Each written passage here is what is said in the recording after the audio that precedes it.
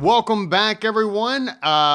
Season 5 has officially begun. I can't believe we've made it this far. Alan, are you also in disbelief? No, I'm not. I, I'm in disbelief that you and I made it this far, but, other than... There you go. Yeah, so, no, I think, and plus you have to keep in mind that first season was as long as the Second Continental Congress, so... Of course. There you go. And you know what? I can't imagine starting off another season without you saying a joke that you've used I don't know how many times. That is your go-to, the Second Continental Congress compared to the first season of the Sons of History podcast. Well, it was funny the first season and the second and third, fourth. Yeah. So, And you have to keep in mind that we have a lot of new folks listening to us, so they haven't heard me say that in the other seasons. There you go. That is very true. Speaking of enduring, you have a very valid point. I can't believe that you've put up with me for this long. Doing a show, the constant insults I throw your way, the belittling, the just outright disrespect that I show you on an episode by episode basis. I salute you. I do salute you for your perseverance, your fortitude, your patience, your wisdom, your understanding. Go on. All of that. Well, you have to keep in mind that, I'm used to that at work, used to that in my dating life. My priest, or God rest his soul. Although, I'm only Catholic maybe half the time. So I'm kind of used to this kind of treatment. So, no, I'm good. So the benefits far outweigh the consequences and the... Yeah, I would say so. I thoroughly enjoy doing the show. And speaking of doing the show, this season we're changing things up a little bit. We do have some great guests lined up. Here's the great problem of this show is we always have too many guests to choose from that we end up not having some of the guests that could have been on the show for the season. And I think that that's a really good problem. And not just like, these aren't just run-of-the-mill, random people that we find for the show. These are some of the leading historians in the country, and I would arguably say the world. I mean, this season, we've got a few people that are going to be on the show that are out in the UK. And so it's not just a national discussion. Like, we discuss obviously a ton of different things. And I'm always just sort of taken aback by the guests who desire to be on the show and have us talk to them. Yeah, you've done a great job on that, and I have to commend you. We would not have a show if it wasn't for your, the way you run everything, director, producer, stuff like that. So cheers to you. Hi. Now, it's not, the day that we're recording this is the day after St. Patrick's Day, so I am drinking some Irish whiskey. I'm not going to say which brand, because, there's... Right. Depending on whether you're Northern Ireland or whether you're from the regular Ireland. I don't want to piss off half our friends, so, yeah. Half? Cheers to you, buddy. Yeah, cheers to you. I've got mine, but it's actually distilled in Scotland. So it's not Irish whiskey, it's just Scotch. But we're going to get on with with the episode. We don't have a guest. We're wanting to start off this season, just you and I, talking about some things that we see as quite important. You put together a list of things that you wanted to discuss. It read a little bit like the complaints in the Declaration of Independence, where it was just, here's what all the federal government and the institutions, federal agencies are doing, blah, blah, blah, and all, complaints against it. There are a lot of complaints that you and I have.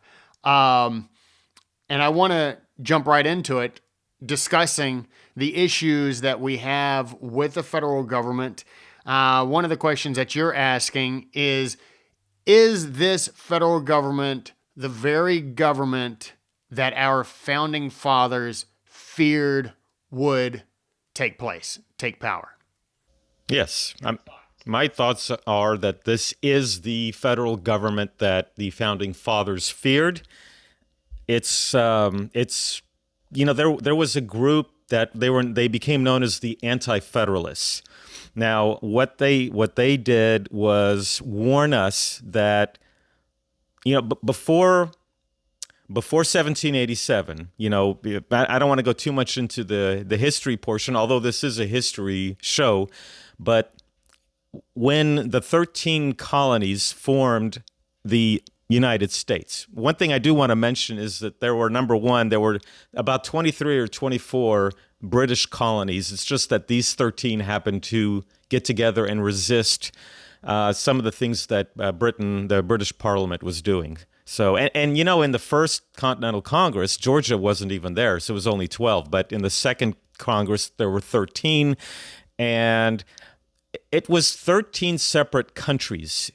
Don't look at it as the United States or anything like that. It was 13 different countries. They had their own laws. They had their own religions. I mean, all the religions were Christian, but they had the Anglican Church. They had the Puritan Church.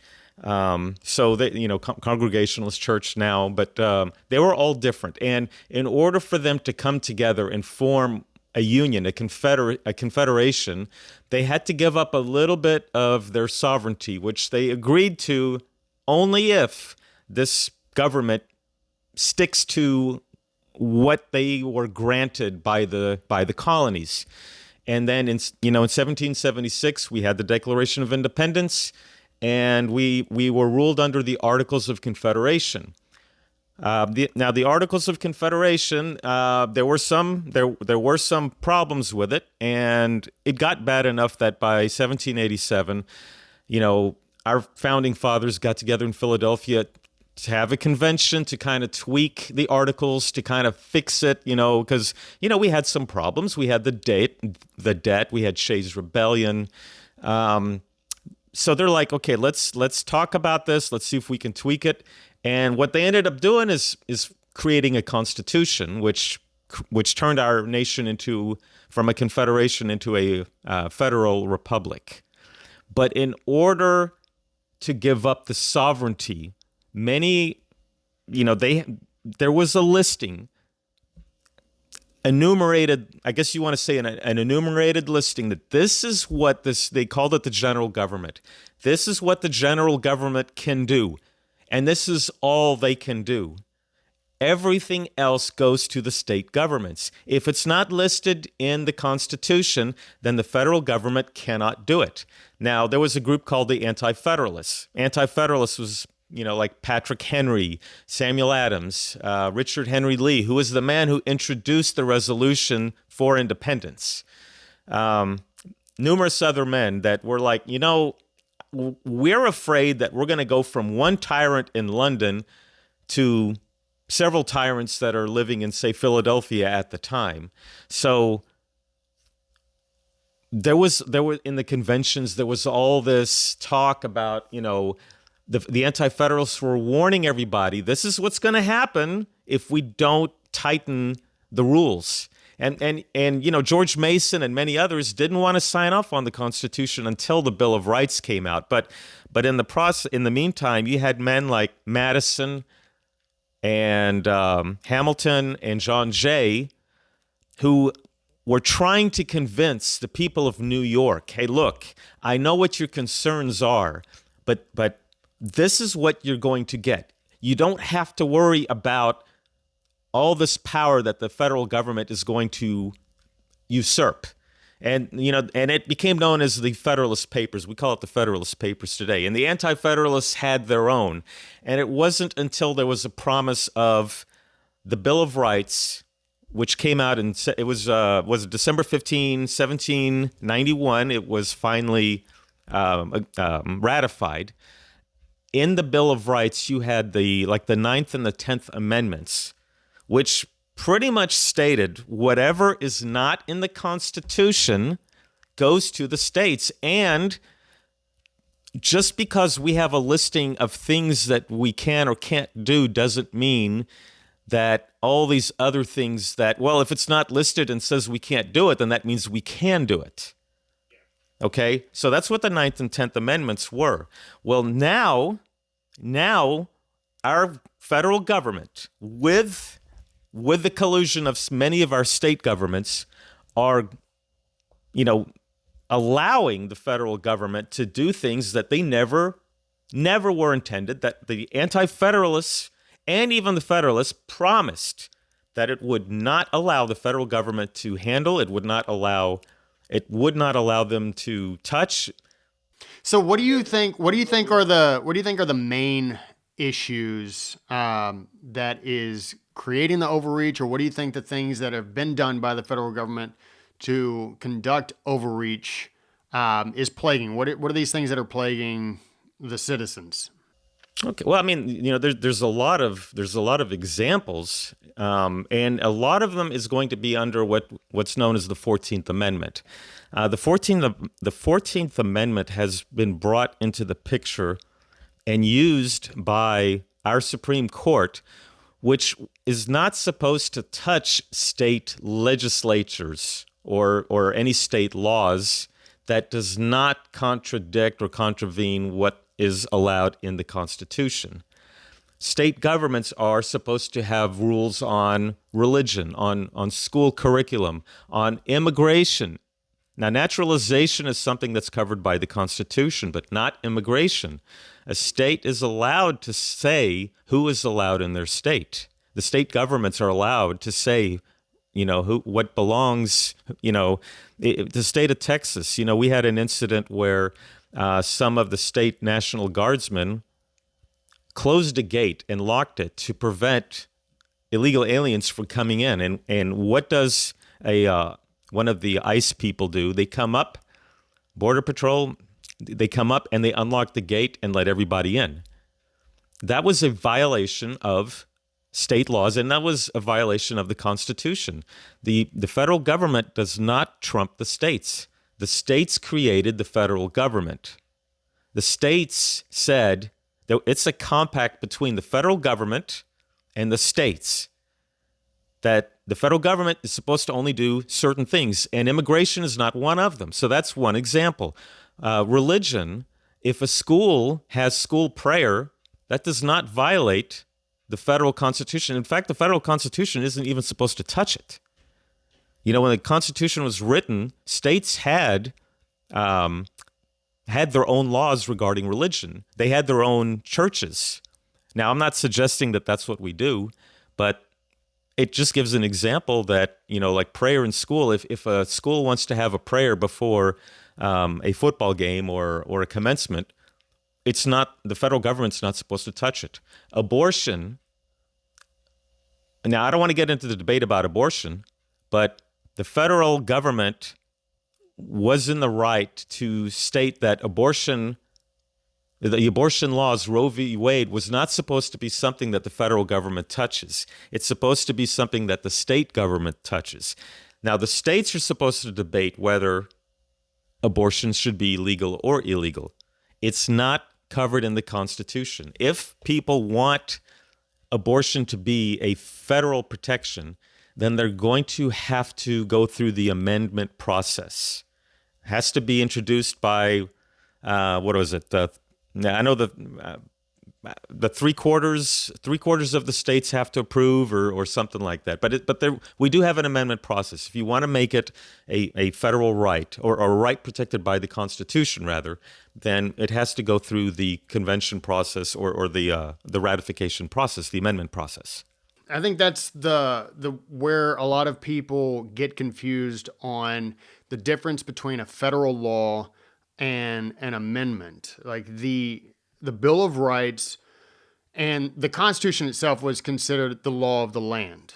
And like you said, there's this mentality that, like you said, whatever is not in the Constitution can be sort of induced into the Constitution. We can create it via federal law. Federal law is, put together and it's supposed to be where states can decide, yeah, we're not abiding by this law. Now, this is sort of how it goes. Like a federal law is passed, and states, which is very common, states will decide, yeah, we're not enforcing this law. But the federal agents can enforce the law in states, which I think is wrong. I think that shouldn't be the case, to where you are more or less taking away the sovereignty of the state. It's sort of like how you have tribes, Native American tribes, that are their own countries within our states, within our country itself, right?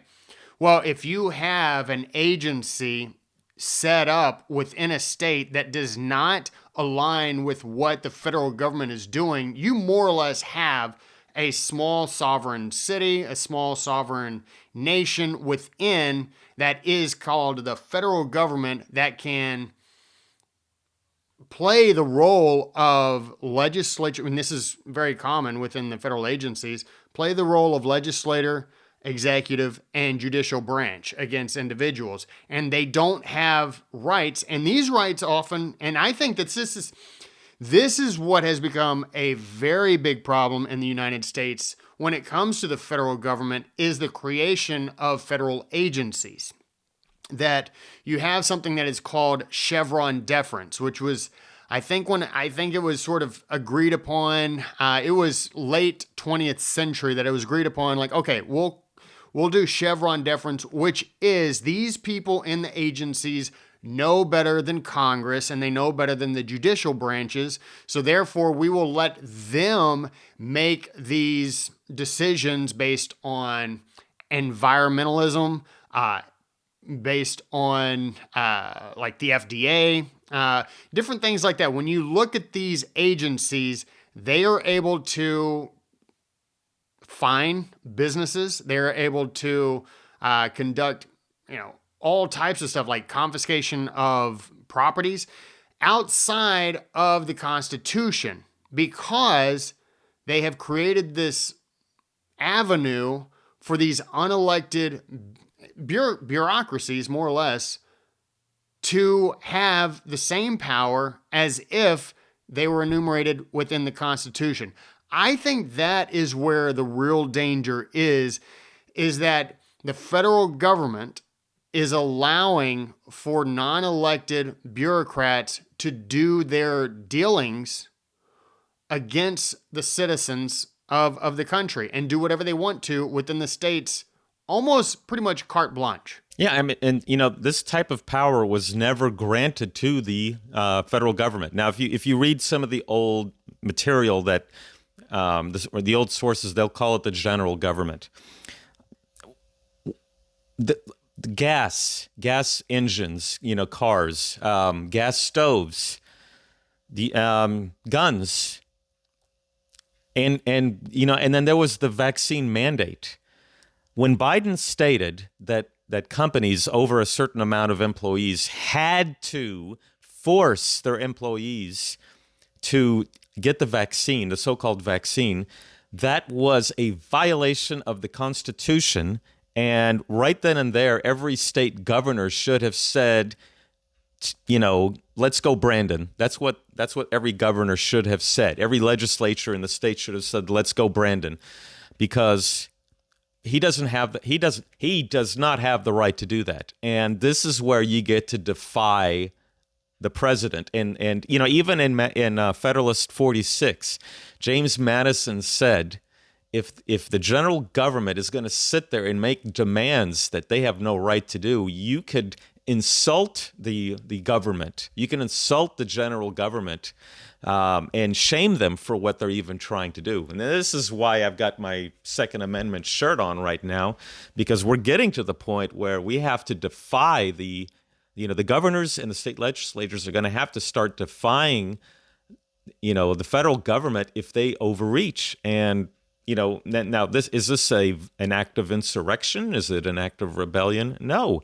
this is an act of demanding that the federal government complies with the Constitution. We're not going to comply. We should comply when a law is passed by the federal government stating something that they don't have a constitutional right, that's not enumerated in the Constitution for them to say. This is reminiscent of the very reason why and I know you said it's, not a rebellion or anything like that, but this is the very frustrations that our founding fathers felt for that decade plus against the British government, the king, and parliament, for treating them as if they were not British citizens, as if they did not have the rights of British, like the people who lived in England. And it's like they had practiced and were given the rights that every British citizen had for 150 years. And then all of a sudden it's like, no, you don't have those same rights. Well, like the taxation part, the colonies had their own taxing authority. And it wasn't that there were some taxes like the Sugar Act and the Navigation Act, which, okay, well, if we're gonna be traveling, on British ships to other British ports, okay, we can understand. But when they passed the Stamp Act, and then the act, I forgot the name of it, the Quartering Act. No, you can't do that. That was even against the British Constitution.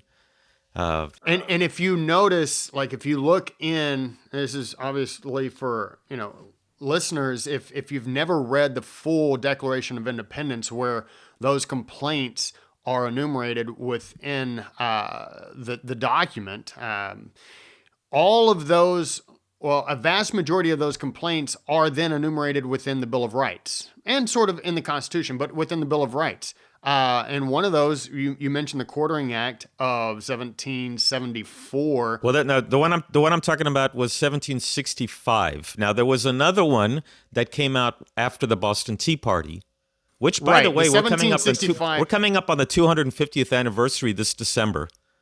But yeah, after because there were two of them, 1765 and 1774. Right, but with the 1774 one was when they were required, where British soldiers could just allow themselves to go into a private home or a private business and just shack up, and just stay there. And the people who own the place or own the home couldn't kick them out.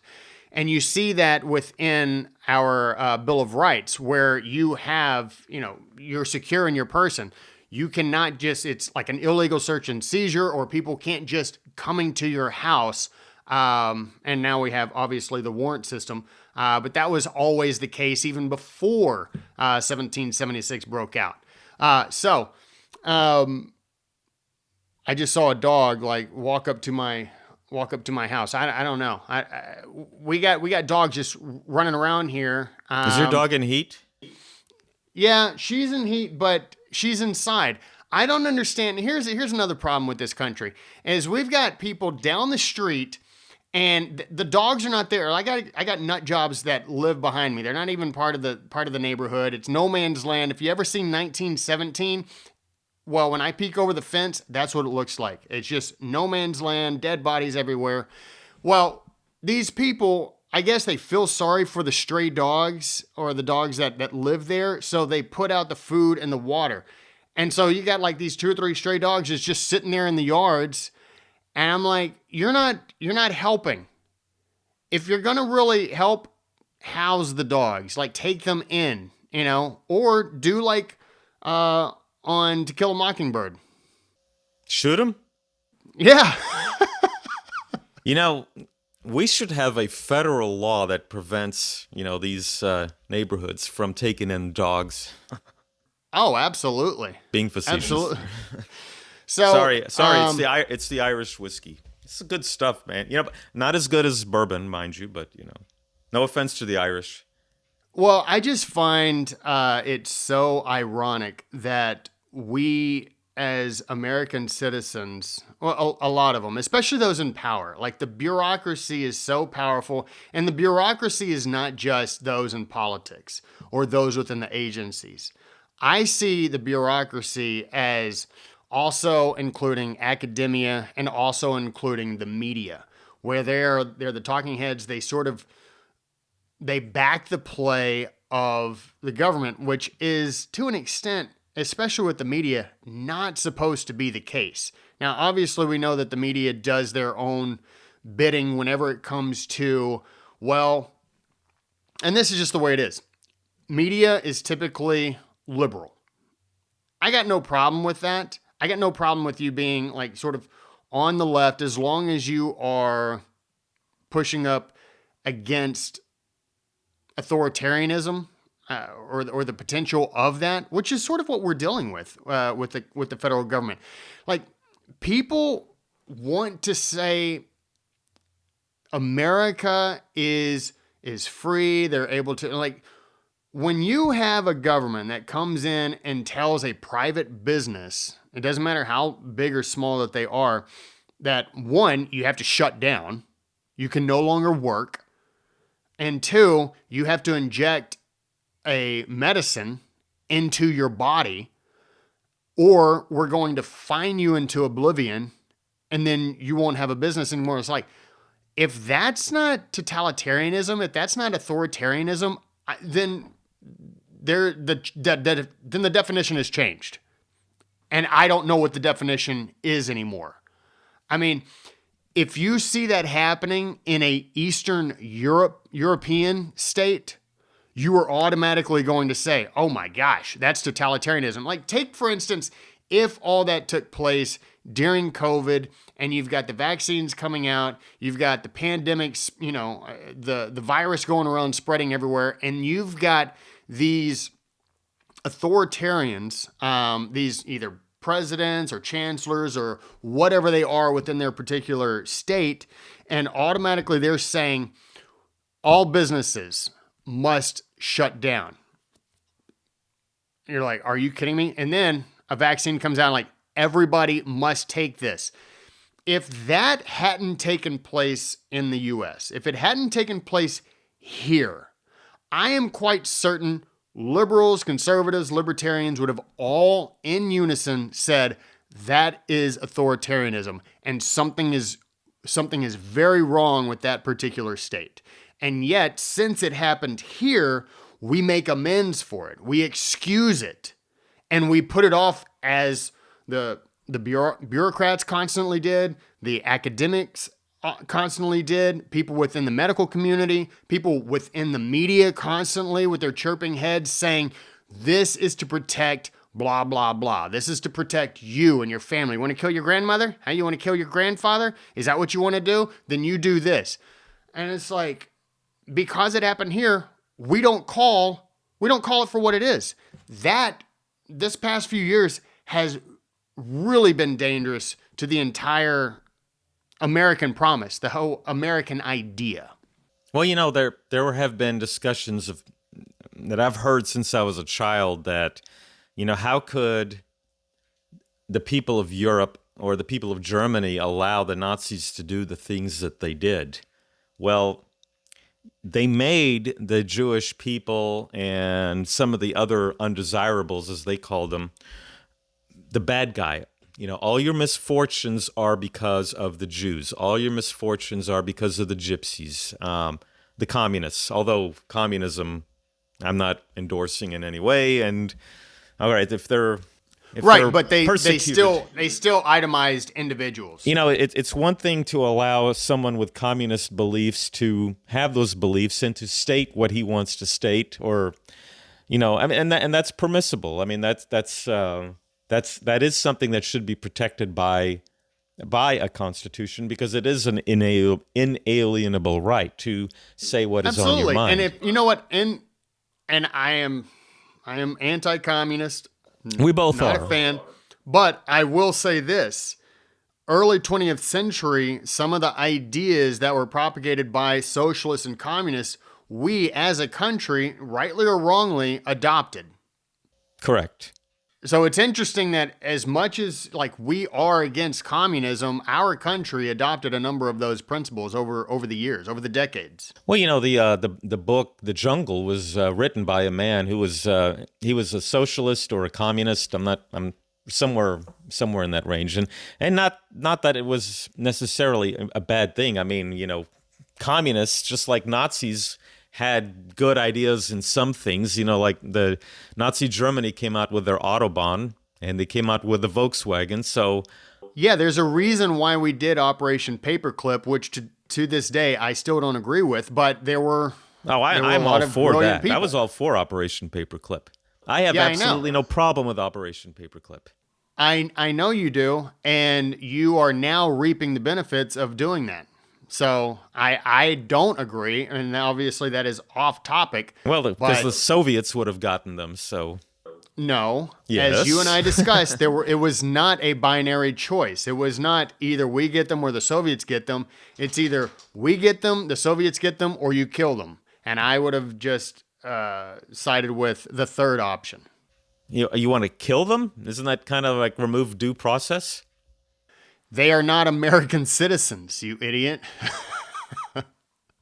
Oh, okay. No, but isn't that international law that you don't murder somebody? Shouldn't you give? Look, Well, you give due process to didn't whoever. we And didn't we have the Nuremberg trials, and in comparison to how many Nazis there were in power, the percentage that actually were put on trial is almost but negligible. see, the Nuremberg trials were not exactly completely holy. I mean, I'm not saying that. That was my point. right? That's my point. I mean the idea that Germany was sinking ships, commercial or military, was something we did against Japan. I mean, we sank everything that was going into Japan, and even the U.S. Navy admirals would testify for the German Navy and saying, "Look, whatever you're accusing these guys of, we did it too." So there you go. Yeah, who was the general who was over the bombing of Japan? I got a guy, Curtis LeMay. Curtis LeMay. Yeah, Even he said, you know what? If we were to lose this war, I would be tried as a war criminal correct. because of just the firebombing. More or Correct. less. And I mean, he did basically what the Germans did against London, Coventry, Rotterdam, even Guernica during the Spanish Civil War. But also, I mean, also what happened to the Germans as well. The just the constant Was it bombing Yeah, there. Dresden? Dresden got firebombed, and then we dropped a couple of nukes. Tokyo, they lost like 100,000 people in one night. That was pretty. But we're off on this one. But Well, it just goes back to you can sort of make amends for anything, but the problem is we are making excuses for our own subjugation, which is so bizarre to me. And we've been doing it incrementally, which is how everything is always done. And I don't know if you can hear they're mowing the lawn, and that's an irritant. I live in chaos. I got dogs visiting my porch. I got guys mowing the lawn, but ultimately, the problem is we've got an incremental movement, and we've discussed this. You brought up the 14th Amendment, right? correct. What is and then we're going to talk about the 17th Amendment, but I also want to talk about your progressive era, your World War II era, the things that were done during the Great Depression, laws that were passed, and then laws that were passed World War II, and then you've got 9/11, and then you've got the recession, 2008 recession, the laws that were passed there, and then you've got the pandemic. Like, this has all been incremental of slowly but surely stripping away people's rights. But what is your problem with the 14th Amendment specifically? Well, the problem I have with the 14th Amendment is that, like here in Texas, okay, we just the state of Texas just took over HISD, the Houston Independent School District, because they suck.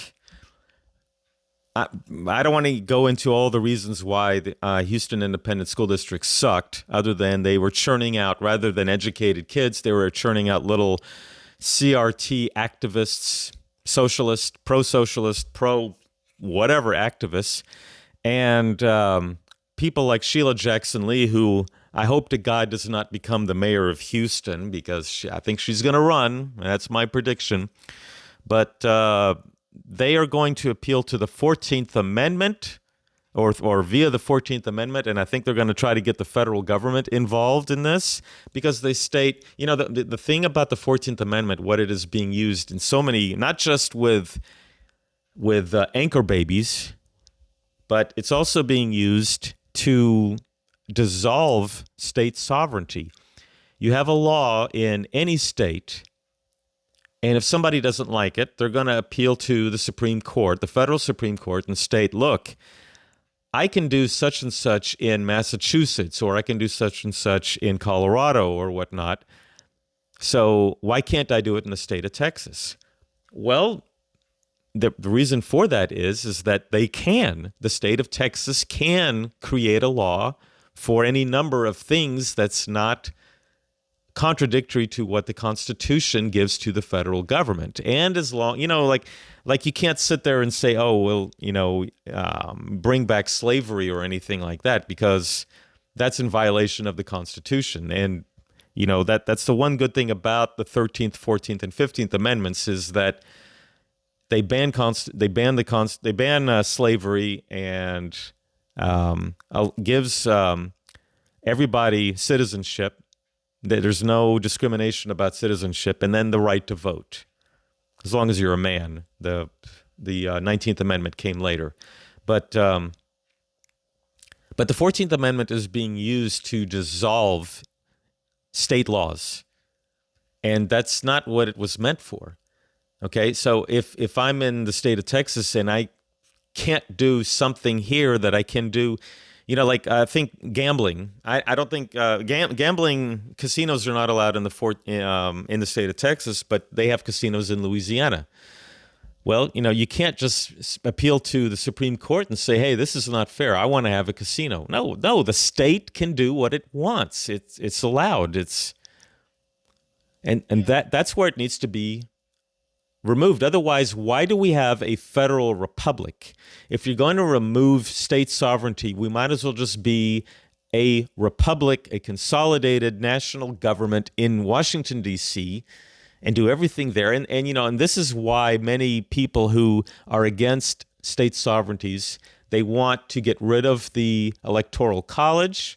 This is why they want the federal government to take over certain aspects of industries and businesses. The thing about when the TSA took over, airport security. You have a problem? Oh, I know the solution. Let's make it a federal rule. And that's what they're trying to do. And in my opinion, they're trying to do that with the police right now. If you have all these prosecutors, you have all these judges that releases, you have what's called the PR bond. At least we have them here in Harris County, where a PR bond, where they're like, okay, all right, so granted, yes, you've raped people, you've killed people, but we're not going to look at that in this particular case. So your bond is $1. And yes, they have had $1 bonds. Okay, well, if it gets out of hand and the whole county goes to shit, that becomes the excuse for the federal government to take over. Same with the banking industry. I'm hearing something about some digital currency that now the federal government is trying to come out, because some of these banks who are spending, $100 million on diversity, equity, and inclusion, or to the BLM, or to whatever, and then they go under because of their practices. Okay, well, the federal government comes in, and now it becomes the excuse to nationalize the banks. Right. My problem with having strict, like you mentioned, the TSA, you have it's unaccountability. The problem with that, problem with having so many federal agencies and so much federal power on things that are either private industry or technically public industry, but giving it to the federal government is, well, that's the last measure of accountability. When you have let's say a private company who starts doing something illegal, you have the local government who can step in and look into that and investigate it. Well, the local government is then accountable to the state government. And then the state government is accountable to the federal government if things just really go haywire.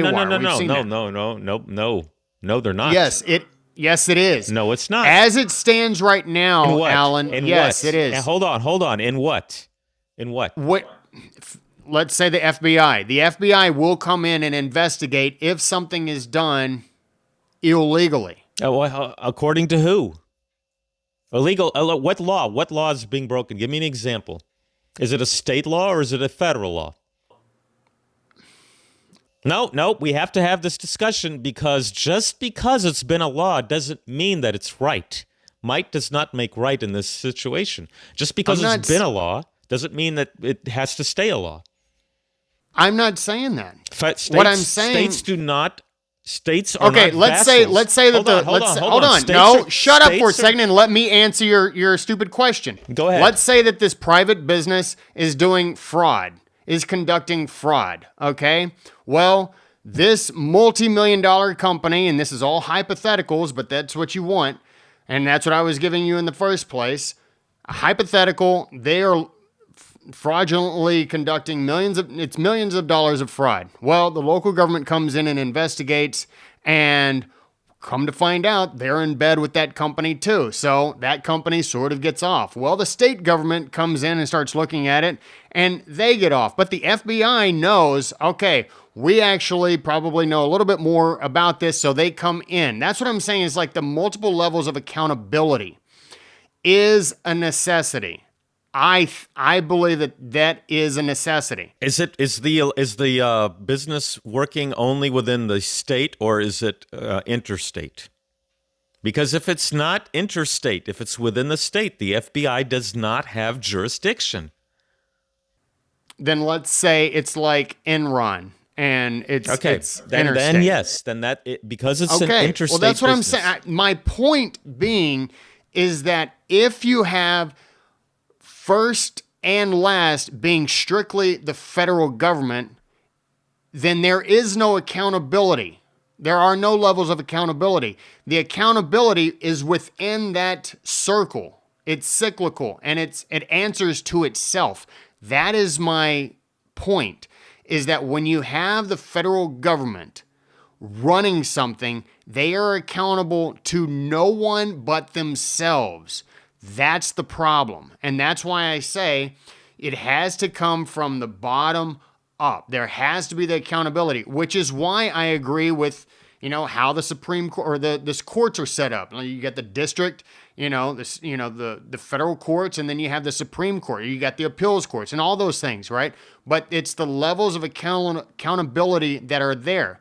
Going to your point about the Roe v. Wade, obviously that is something that should have never even gotten to the Supreme Court because it's not a constitutional matter. Correct. So there are things that are done that are as you mentioned, are without the realm of the federal government. They should not be involved. The Supreme Court should not be involved in certain decisions because they have nothing to do with the Constitution. Now, in that, the problem is we have gotten so far out of the range of what is constitutional, what should be decided within, what is constitutional, that everything gets brought up. So now you have something like I mentioned earlier, like Chevron deference, which is not constitutional. All it is adding power to the federal agencies, the federal government. But it has nothing to do with the Constitution. But now it does because you're depriving people of life, liberty, and property based on something that's outside of an elected body. Therefore, the Supreme Court now has to hear those cases because they are hearing about cases that should have never been heard in the first place. And that's where the cyclical problem comes in. So right now, you have a federal government that has gone for the past century so far out of the realms of what they should have been doing, a century plus, out of the realms of what they should be doing, that now you have to course correct. You have to correct the things like you and I discussed, I think last season, like some of the decisions that were made by the Supreme Court that sort of put the power back in the hands of the states. Like, yes, this is course correction. Should these things, like the Roe v. Wade being overturned, that one, it's like, should these things be heard before the courts or before the Supreme Court? Absolutely not. The only reason that they're being heard is because they were heard before and they shouldn't have then, but now they got to be course corrected. That's what I was trying to say. Okay, and that can be, I'm not a lawyer, but I am assuming, and I'm assuming here that the overturning the 14th Amendment would fix that issue, and you can abrogate previous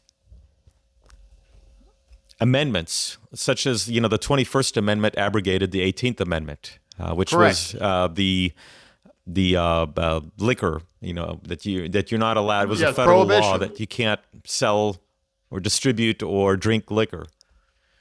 The problem with the 14th Amendment, I am under the impression, is the statement that no state shall make or enforce any law which shall abridge the privileges or immunities of the citizens of the United States. Is that what the problem is? Because like I think that is because that's like obviously the 14th Amendment has like several sections within it. Obviously, the first section is Section 1 is, the one that's become problematic. I mean, it needs to be. You can repeal it, and then you can add parts of the 14th Amendment that should be kept in there, such as citizenship. Like it was written to give citizenship to blacks.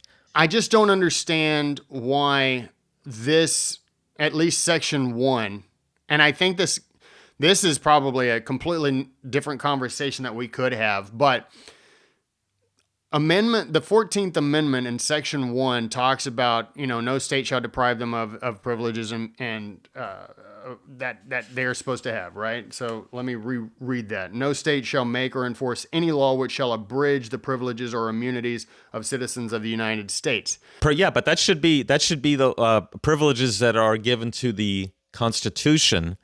Correct. To the federal government that is protected within the federal Constitution, but state governments... Exactly, because Article 4, Section 2, the first line says the citizens of each state shall be entitled to all privileges and immunities of citizens in the several states, Correct. Which is obviously the United States. So it's like, it's a reiteration of something that is already there, right? The Yes. problem being, during this time, obviously 14th Amendment was passed 1868, so Civil War is just finished. Obviously, things were not being abided by that were supposed to be abided by from the very beginning. 14th Amendment goes on to add, no state shall deprive anyone of life, liberty, or property. Well, obviously, that wasn't being abided by. And you can also make the same argument right now, and I actually wrote an article about a year plus ago for the Epic Times comparing, the arguments for slavery with the arguments of abortion. You are looking at, during the slavery time, you had people who were saying black people aren't really completely human. They're sort of subhuman, therefore we can view them as property. Now, the Declaration of Independence obviously states all men are created equal. And that is what the whole idea of America was built upon, and therefore you create the Constitution based on, as Abraham Lincoln said, it's a picture of, gold apples it's silver apples in a frame of gold, right? It's the combination of the two. Those are not mutually exclusive. The Declaration of Independence and the Constitution go hand in hand. But if you are going to ignore arguably the most powerful statement politically or socially that's ever been written, and then move forward, well, you are now ignoring that which the Declaration of Independence wrote and that which the Constitution secures. And therefore, you have it again with abortion, where people are saying, no, life doesn't begin. Life begins once the baby is out of the womb and if it's alive. New York actually passed that, I think, a couple of years ago, where a baby is not a human, even if it's outside of the womb, unless it's alive. It's like, so you were able to appoint, like we've got states that are passing these laws, like up to the right before, 9 months in, you can kill that baby. It's not a baby. It's not a human. That's just, and you have to bend yourself over, like, what is it? Like, you have to do, how do they say it? You got to do mental gymnastics in order to make your point stick, and it still doesn't stick. But you have people like during the days when we had slavery who defied logic, defied what they knew to be true in order to get what they want. And therefore, the Declaration of Independence doesn't stick, the Constitution doesn't stick, and now you've got people doing the same thing. The 14th Amendment. That's a problem. The 14th Amendment was to give, black people citizenship, that they are citizens, that they are given the same rights as white people. Which, look, that shouldn't have even been an issue. The fact that they didn't give black people the same rights and citizenships. That's something that should have even been. You know what? It's an inalienable right. It's an I can't even say it. Inalienable right. It's the Irish whiskey. Wow. Yeah. I need another one. But it's a right that is already, that's granted by God. That the right to free speech, the right to defend yourself. The Constitution the Constitution and the Bill of Rights does not give us these rights. These are rights that we've already established. These are inalienable rights that God gave us. Right. What the Constitution does is it protects those rights. It states to the governments, you cannot infringe on a person's right to self-defense. So that's what the Bill of Rights and the Constitution were written. But the 14th Amendment is being used to consolidate our country, to dissolve the state's powers. That's where it's being used in that manner, and that's where we have to fix that. The only way to fix it is to repeal the 14th Amendment and rewrite it for what the intention was, not to be used to state that if you bring your kid, you live in a foreign country, and you bring your wife who is 9 months pregnant, drop her off. You're not a citizen, and to drop her off in El Paso, give birth. Okay, now my child is an American citizen, and we get full rights. It's not what it was intended, and there's the whole natural law or natural citizenship that was written by our founding fathers that was addressed. To an extent, that's another discussion. Right. I mean, laws are more or less created to be broken or abused. Like, that's just going to happen. If you try your best to correct with prescience, you're looking forward and be like, okay, we got to adjust for every single one of those things. That law is going to be it's going to be out of control. It's like, you can't create a law and expect people not to create loopholes around it or just strictly disobey those laws, which sort of just goes with what I'm saying. Again, and I'll need to stress this again, if you look at the 9th and 10th Amendments, the 10th Amendment specifically stated that what is not listed, what is specifically not enumerated in the Constitution or contradicts the Constitution, it belongs to the states. And the 9th Amendment states that just because we say you can or can't do something doesn't mean that you can do it. Oh, like if it states, well, you can't do this, but it doesn't say we can't do that, then that means we can do that. No, that's what the 9th Amendment specifically states. And you have to revert to the 10th Amendment, which states if it's listed, then you can do it. If it's not listed, refer to the 9th and the 10th. Well, I know that so undoing the 14th Amendment, okay, possibly. For my money, it sort of just reiterates what I pointed out in Article 4, which is about the states, which secures people's rights under the Constitution.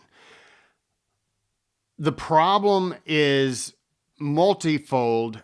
You have activist judges who have been around for a long time, activists for the left and the right, but primarily on the left, where they want to read into the law or they want to adjust accordingly and say, well, and this goes to, God rest his soul, Antonin Scalia, who was a longtime justice of the Supreme Court, and he more or less established what is practiced in many areas now as textualism, which is taking when the law was written, however long ago, and whatever the intention was behind that law being written is how it should be read today. Not, well, according to how our society has evolved, we need to change this law to fit blah, blah, blah. And I think the 14th Amendment is being used as a crutch for that in order to say, even the laws that are not in the Bill of Rights and the Constitution and really doesn't even have, but we're going to take this law, let's take, for instance, we've already brought it up, abortion, and we're going to use that as a means to ensuring that all the states abide by what the federal government wants them to do. So you can undo the 14th Amendment. I think the problem is you have a problem within the citizenry. You have, the problem within the population, and you have a problem with obviously lawyers who want to take on these cases and either get a lot of money or get a name. And then you also have the justices or the judges who are wanting to reinterpret the law according to what they think should be. And we had a guy on there for a long time. You had Stephen Breyer. Stephen Breyer had that mentality. He's like, we need to fit according to what society dictates, more or less, which is very dangerous. Right. Well, also if you look at the Obamacare, where the lawyer for Obama stated that the Obamacare can be looked at as a tax. Because there's nothing in the Constitution that allows the federal government to mandate that you purchase health insurance. Well, when he used the taxing authority, which is in one of the I know it's in one of the Bill of Rights. I can't remember which one. Whichever one was passed in 1913. It's the 16th Amendment, which is what I was going to get to. Yeah. But they used that. He used it as an interpretation. John Roberts, the jackass of the, he's like, oh, you know what? That's a reasonable argument. Okay, Obamacare is constitutional, using the 16th Amendment. Yeah, and if you got rid of the 16th Amendment, chances are that wouldn't have passed. It wouldn't have gone through. Yeah, and I think that's part of the problem too. And then there's the 17th Amendment. Well, to the 16th Amendment, the problem being is that you have this bureaucracy that continues to grow year by year, practically, and how many are employed, and then how many new agencies are brought out, and who's paying for it. Individuals, you and I, we are paying for our own subjugation. So it's not so much that, like I was saying earlier, like you are, and we got to wrap up here in a minute, but not so much that you are looking at your own subjugation via what has happened, let's say post 9/11, but especially like during the pandemic, like if that wasn't obvious to you that you were advocating for your own subjugation, then I don't know what is. But not only that, but you are also paying for it. You've been paying for it for the past 100 plus years through the 16th Amendment by saying, well, we will tax your income. We've always had taxes, but now we're going to tax your income. And that is the problem, is the money to provide, employees, infrastructure for these places comes from our money. So we are paying for the federal agencies that sort of take whatever they want to. And the fact that they're taking between a quarter to half our income, Yeah. and we allow it. We allow it. We're like, okay, we give them a quarter to half of our income. What the hell is wrong with us? That's Yeah, another if that's another story right there. I mean, exactly. I mean, if you won the lottery, more than half would have to go to the government. Like that's how messed up it is. It's like it's not your money, and people, get so excited about, whenever taxes go down a little bit. I mean, obviously that's a positive. It's better than the taxes going up. But it's like, one, you I say you shouldn't even have to be paying your income tax, but you do, because that was agreed upon by the nation with the 16th Amendment. Like, amendments are very hard to pass. They are very difficult to pass. And people at the turn of the 20th century, which goes in line with what I had mentioned earlier about the media, propagating for the government. Well, they created this firestorm against businesses, private industry, that everybody wanted to sort of come at the big players. Well, guess what? The big players hardly even pay taxes because there are so many loopholes within the tax code. So it's like we're the ones who yeah. We're the ones who feel the brunt of it. So anyways, there's a lot to look at with where we are right now. I wish that we did get rid of. I got no problem with the 14th Amendment. It's the way that it's being interpreted and abused. That's the problem. That's why you have to fix it. That's why you have to fix it. And and we were going to bring up the 17th Amendment. This, the founding fathers wanted the federal government, aka the general government, to be, they were granted powers from the states, and the states stated that that their state legislatures were going to elect the senators, and then and so the senators were beholden to the state legislatures. They were not beholden to a popular vote. That's what the House of Representatives is for. The House of Representatives, that's a form of pure democracy in electing a House of Representatives. But the senators were supposed to be strictly by the state legislatures. Well, they took that power away from the state. Now, that was supposed to be, the senator is supposed to be like a liaison between the state government and the federal government. Well, the 17th Amendment took that power away. And now the senators are elected just like the House of Representatives.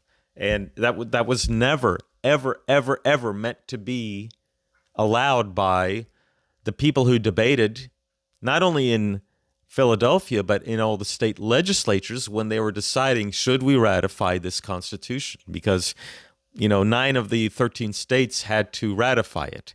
And in those states, they had debates. And you had the Federalists and the Anti-Federalists going back and forth. And the Federalists were saying, this government, they're going to take power. They're going to usurp. They're going to step over their boundaries.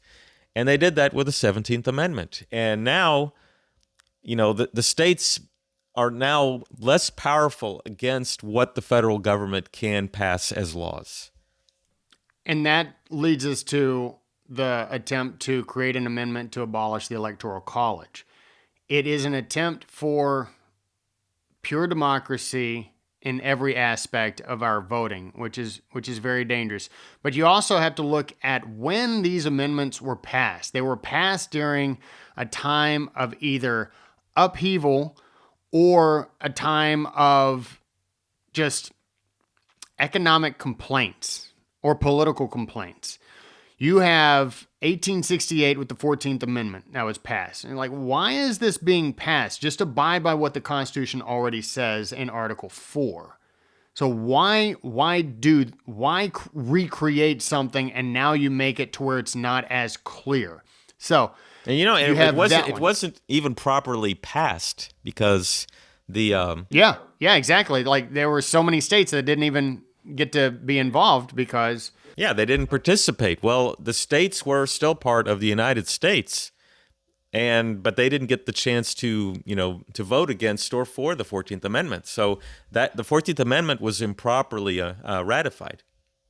So that also, I mean, that just goes to reiterate the point. And then you have the 16th and 17th Amendment, what was passed during the Progressive era, which was really pushed by the media, the muckrakers at the time, which was, hey, let's go against big business. And therefore, who takes the brunt? Well, the individual, the middle class, more or less, because we're paying a lot of the taxes. Well, anyways, and then you have the 17th Amendment, was like, oh, these states have so much. There's so much backroom dealing and so much corruption that we should have it to where all the people in the state vote for those senators. And it's like you broke that down. And then you have the 26th Amendment, which was passed in 1971. You know what the 70s were like. That's Vietnam era. What does that do? That lowers the voting age from 21 to 18. And let me ask you a question. Have you ever met one 18-year-old who has it really figured out? The answer is no. No, and then you've got people wanting to lower it to 16. It's like, this is, and you know why people were pushing for that. They were pushing it because there were so many people out in the streets, young people who are like, man, not only do they have a loud voice and they're really pushing the culture, but man, if we could get those millions of votes and they're obviously going to be on one particular side, yeah, let's go ahead and do that. So you have to also, not just what did the amendments say, when were these amendments passed? So, yeah. All right, man. Well, good stuff. You got anything else? Yeah, nullification, ignoring, defying. When Biden stated you have to get the vaccine, what did... was it Smokey and the Bandit? What does FO stand for? Do you know what FO means? I think Burt Reynolds said that to Jackie Gleason. Do you know what the letters FO stand for? That's what our governors have to stand up and tell the federal government FO. Yeah. Anything, whether it's a gas stove, which don't even get me started on that. The gas stoves. Amazing. The combustible engine, vaccine mandates. No. You don't come over here and tell me I have to do this or I have to do that. And even the whole guns. Now the guns debate, that's a separate issue in and of itself. But states, when the federal government passed the Alien and Sedition Acts, both Thomas Jefferson, who wrote the Declaration of Independence, and James Madison, who pretty much is the father of the Constitution, both wrote what were known as the Virginia and the Kentucky resolutions, stating that the federal government is way stepping over their boundaries, and the states just need to tell John Adams, needs to tell the Federalists, FO, this is not your purview. This is not for you to say. You don't get to do it. We're going to defy you. Nullification, it is an option for the states, and it needs to be used. And I'll tell you right now that there are some states that use nullification. Illegal aliens. You have states that have illegal alien sanctuaries. The marijuana laws, and you know what? It's in their right, in my opinion, on the marijuana laws. I think states should tell the federal government FO. Because it's not, exactly, we go back to, is this constitutional? No. Yeah. You're just creating laws. We've discussed that, where they tried in the late 90s to figure out how many just criminal, not civil, how many criminal laws federally we had on the books. They couldn't. They spent 2 years trying to account for all of them. They said, we spent all this time, we still don't know how many criminal laws we have. That is a federal government that is out of control. Yeah. And, and if the people, and this is another reason why the politicians are trying to convince you to turn in your guns. They're trying to convince you, you don't need these guns. You don't need that for duck hunting. Well, the Constitution, the Second Amendment, is not relegated to duck hunting. The Second Amendment, part of the reason why it's in there to protect our rights to self-defense is also defense against all enemies, foreign and domestic. And the domestic terrorists, the domestic tyranny comes from our government.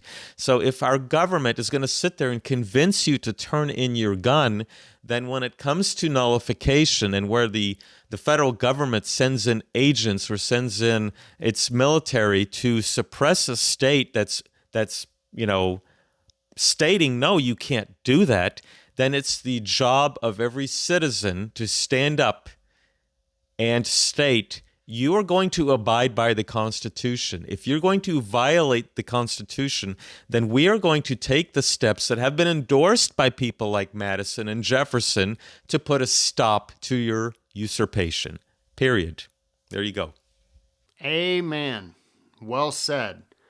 Now, if we could just get our schools, our public schools and academia to get in line, but that's another problem, is that kids, teens, late teens, and early adults are being told that the federal government, that's where the righteous cause comes from.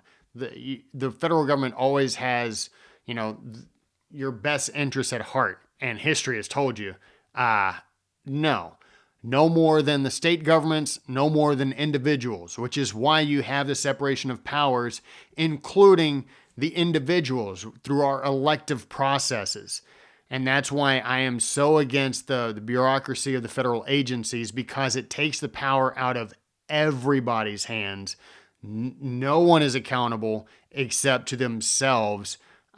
We have no power over them. And technically, even our elected leaders don't. So it's a big problem. So ladies and gentlemen, if you got kids in school, kids, if you're listening, you have to understand that the federal government has its place, but now, over a very long period of time, it has gone way out of its realm of proper jurisdiction. So, all right, man. I told you, like, all the stuff that you'd written down was like, there ain't no way. We'll have to have a 24-hour discussion. Joe Rogan's shows go 2 to 3 hours, so we only got that right there. I noticed. We still have the big tech, which I think we should do that for another show. Yeah, we could do that. Maybe we could do like a Facebook Live or something. I don't know. But ladies and gentlemen, that brings our show to an end. If you haven't yet, do us a favor. Leave us a rating and a review on wherever you're listening. If you're watching us on YouTube, please do us a favor and subscribe, like and comment. That would be great. You can visit us at thesonsofhistory.com. Over there is Alan Joachim. I am Dustin Bass. Do you have anything else you want to say, man? Did I miss anything? No, I think we covered everything. Did we cover everything on the list? Arrest federal agents sent to the states to enforce unconstitutional laws. Absolutely. And I think Ron DeSantis even alluded to that. I love Ron DeSantis. If we had more governors like him, then we wouldn't be having this discussion. That is true. Yeah, and like they're going to arrest Trump, or at least they're going to try to arrest former President Trump. And if they do that, they're going to. Look, I can't predict what's going to happen, but if I was living in Florida, I would treat this like a Lexington moment, or, I think, where was it? Not in Plymouth. Where was it where they burned the witches? I forgot. Help me out here. That would be Salem. Salem. Okay, in Salem, In Salem, they defied the government. Lexington, they defied the government. Granted, it didn't go so well in Lexington, but it sure as hell did in Concord. And in the And, long run. huh? And in the long run. And in the long run. And so, the governments are only given authority based on our consent. We consent. That's the whole John Locke thing. We consent to their power. So I think. And if anybody you're talking about, and I'll throw this in there and then we'll be done, but arresting federal agents sent to the states to enforce unconstitutional laws. If you've not read on the Writs of Assistance by James Otis, pull that up online. It's a relatively quick read, but he talks about how out of control what you would call warrants, search warrants, were being completely abused. And this is, I think, in the 1760s. So we haven't even broken I think that was out in into 1760 or 61, and that was really the opening shot of the American Revolution. John Adams was there and listened in, and that's what got it started. Yeah, brilliant stuff. So James Otis, not mentioned very often, but on the Writs of Assistance, WRITS. So anyways, all right, man. Well, I've had a good time discussing this, and I think this is just important stuff that we need to be discussing. I'm looking forward to the guests that we're going to have on the show this coming season, but it was nice for you and I to have our little conversation on all that is wrong and all that can be done to correct some things. Yeah, I enjoyed this. It's I know we've had these discussions over the phone, but I think we need to get other people involved and listen in, and have these discussions themselves without fear of being canceled. Yeah, absolutely. Well, here's to you, my friend. I'm finished mine, so Okay. cheers. A little bit more. Prost, l'chaim, Cheers all to you. that Prost. stuff. Sahtain. Oh my gosh. Okay, I'll see you later.